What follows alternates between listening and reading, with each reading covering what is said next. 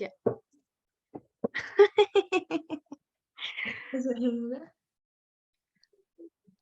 Buenas noches, profesora. En esta oportunidad a mi compañera y a mí nos ha tocado hablar sobre los ácidos y bases.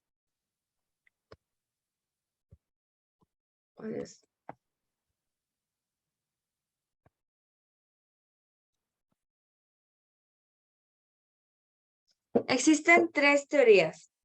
La primera teoría es la teoría de Arrhenius, publicada en 1880, en la que menciona que los ácidos en soluciones acuosas ceden iones de H positivos o protones, y en la base cede iones hidróxidos en soluciones acuosas. Por ejemplo, tenemos al HCl, al ácido clorhídrico, descomponiéndolo tenemos al protón más el anión cloruro. Entonces, el ácido clorhídrico es un ácido porque cedería su hidrógeno positivo. Otro ejemplo sería el hidróxido de potasio. Descomponiéndolo sería el OH, el ion hidróxido, más el catión potasio. Deduciendo que el hidróxido de potasio es una base porque cedería su hidróxido. Segunda teoría, la teoría de Lewis, publicada en 1923, en la que menciona que los ácidos son cualquier especie que acepta un par de electrones y la base es cualquier especie que dona. El ácido acepta y la base dona. Por ejemplo, tenemos al hidrógeno positivo más el amoníaco. El amoníaco le dona sus electrones al hidrógeno para alcanzar la estabilidad.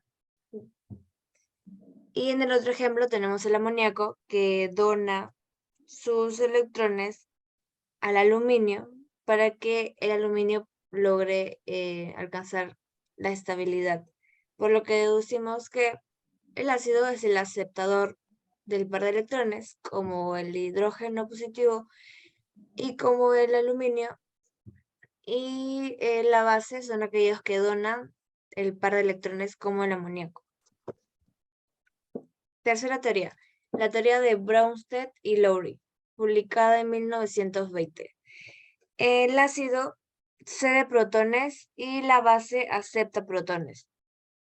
Por ejemplo, tenemos al amoníaco más el agua, H2O. Entonces el H2O le cede su protón al NH3, convirtiéndolo en NH4 más el hidróxido.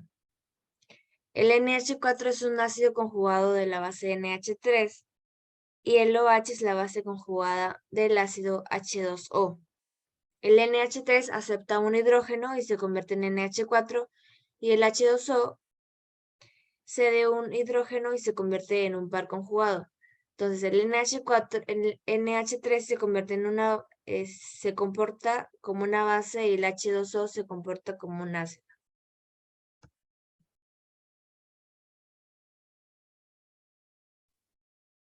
Bien, potencial del hidrógeno o índice de hidrógeno, pH. Medida de acidez o alcalinidad de sustancias.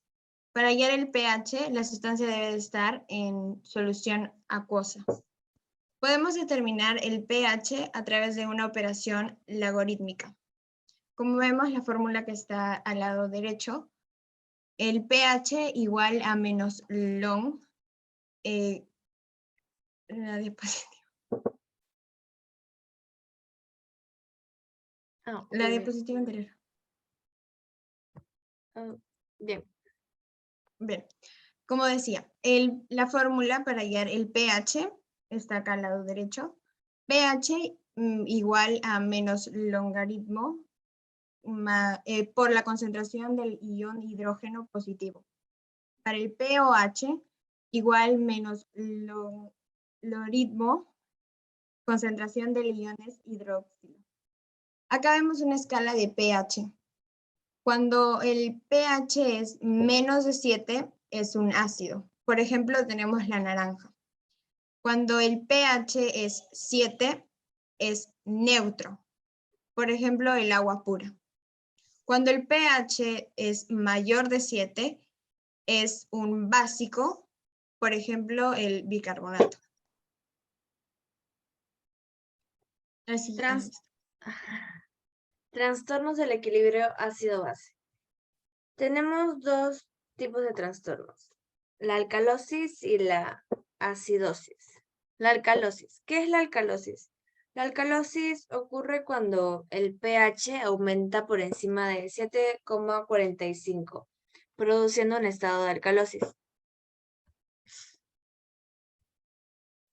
Es el exceso de alcalinidad sanguínea causada por la presencia de demasiado bicarbonato de NaHCO3 y del descenso del CO2, del dióxido de carbono. Es una afección provocada por el exceso de bases y pocos hidrogeniones en los líquidos del cuerpo.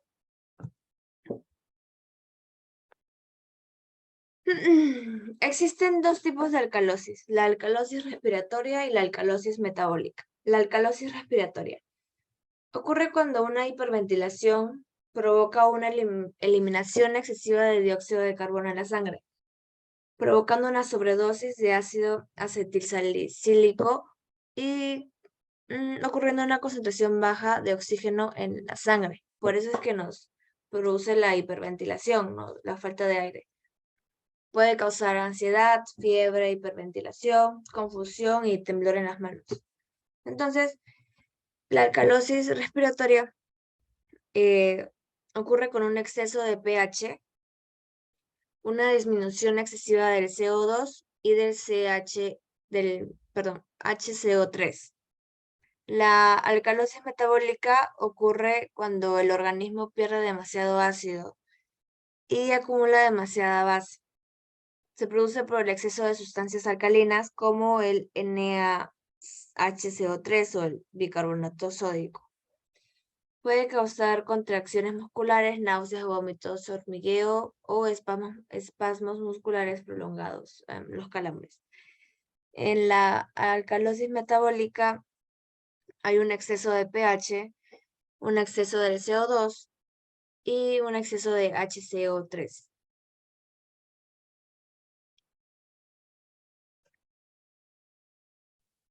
Bien, en trastornos del equilibrio ácido-base tenemos al acidosis, que es, ocurre cuando el pH disminuye por debajo del 7,45, lo opuesto a la alcalosis.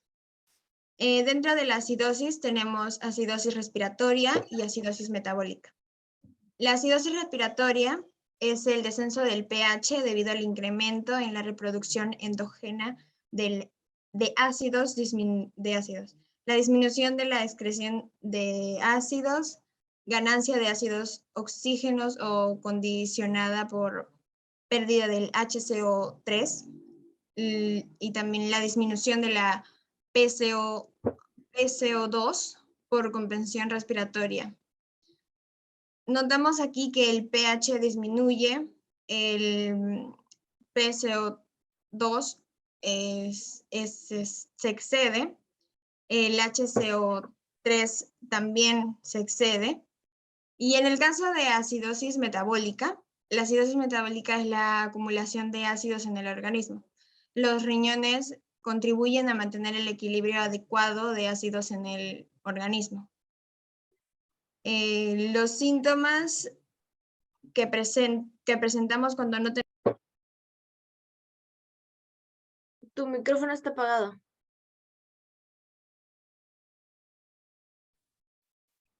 Te quedaste en acidosis metabólica. Ya. Bien, acidosis metabólica, perdón. La acidosis metabólica es la acumulación de ácido en el organismo. Los riñones contribuyen a mantener el equilibrio adecuado de ácidos en el organismo. Síntomas que nuestro cuerpo presenta cuando tenemos un mal equilibrio mal equilibrio, los síntomas son náuseas, vómitos, respiración agitada y letargo. En la acidosis metabólica, el pH disminuye, la PCO2 aumenta, el HCO3 también aumenta de lo normal. Gracias. Espera, déjame parar esto.